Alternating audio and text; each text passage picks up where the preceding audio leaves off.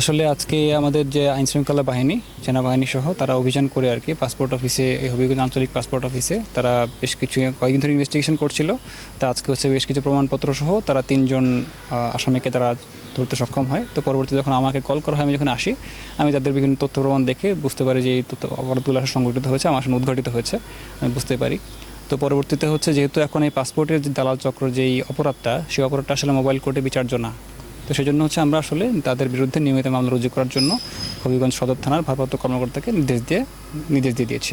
তাদের বিরুদ্ধে নিয়মিত মামলা হবে। সেই মামলায় অনুসন্ধানে যে তারা অপরাধী, এর পেছনে যদি এর পাশাপাশি অন্য কেউ তার সঙ্গে জড়িত থাকে ইনভেস্টিগেশনে, তাদের কথা অবশ্যই উঠে আসবে।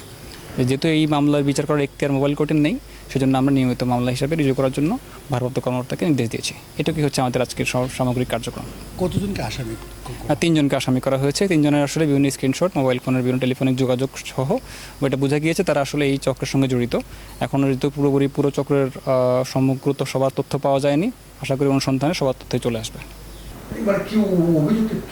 এখন আমাকে কিচ্ছু বলে না ডিটেলস, আমাকে শুধু বললো যে তাদের কিছু অ্যালিগেশন আছে, তারা এই ধরনের কিছু কাগজপত্র আমার কাছে কিছুই দেওয়া হয় নাই। মানে আমাকে যে একটা দেখায় সময় নেবে, জোরপূর্বক নিয়ে যাওয়া হয়েছে অনেকটা। আমি বারবার বলতেছি আমার মহাপরিচালকের একটা অনুমতি অন্বেষক, যেহেতু আমার স্টাফ বা কর্মচারী, কিন্তু সেই রকম কিছু না। তারা হয়তো পরবর্তী কোনো ব্যস্ততা আছে, তারা অনেকটা জোরপূর্বকই নিয়ে গেছে। শুধু কি এই দুজন নাকি আর?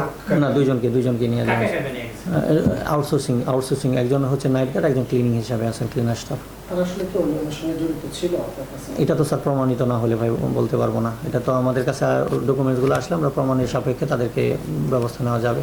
তাদের অনিয়মের বিষয়টা তো কিছুটা আপনার মনে ছিল ভাই, এটা তো কোশ্চেনের মধ্যে ছিল না। আমার যদি অনিয়মের